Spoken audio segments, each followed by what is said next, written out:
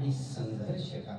म्हणजे सर्वात अगोदर आपल्याला शिक्षण प्राप्त करायचे, ज्ञानवंत व्हायचं आहे। विषय कोणता का असना त्या विषयामध्ये आपल्याला परिपूर्ण बनायचंय। त्याच्यानंतर संघटित व्हायचंय। संघटित होणं म्हणजे आपण आपल्या घरातल्या अगोदर संघटित करायचंय आणि त्याच्यानंतर पुन्हा आपल्या परिसरातील लोकांना संघटित करायचं आहे।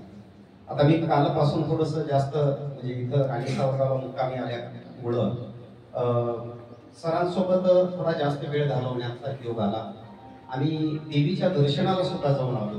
कमीत कमी 100 लोकांनी तरी सरांना नमस्ते केला।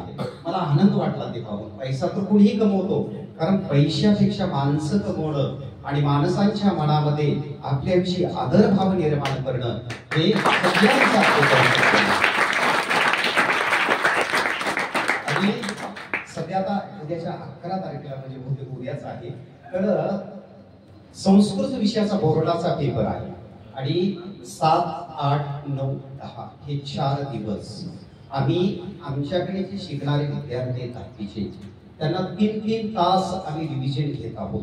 पूर्ण 8वी, 9वी, 10वीचं वेगवेगळे क्वेश्चन पेपर सोडवून घेणे या माध्यमाने त्यांची तयारी करून घेणं सुरू आहे।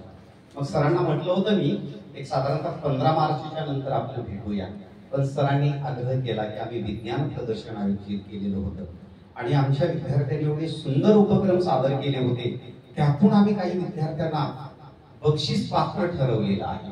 म्हणजे जेणेकरून तुमच्या हस्ते त्यांना प्रमाणपत्र वगैरे देण्यात यावं आणि बाकी विद्यार्थ्यांना प्रोत्साहन मिळावं हा सरांचा प्रामाणिक उद्देश होता।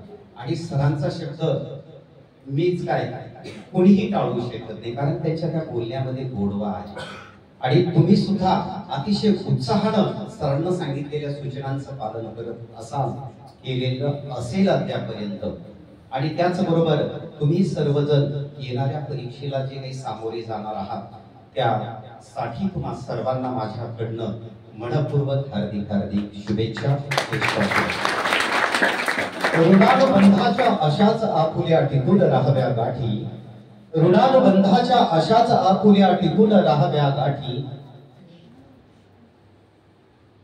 उभा आहे आपल्या सर्वांच्या आभार प्रदर्शनासाठी, आभार प्रदर्शनासाठी। धन्यवाद। या ठिकाणी मला बोलण्याची संधी दिली, सरांचे मी मनपूर्वक आभार व्यक्त करतो। धन्यवाद।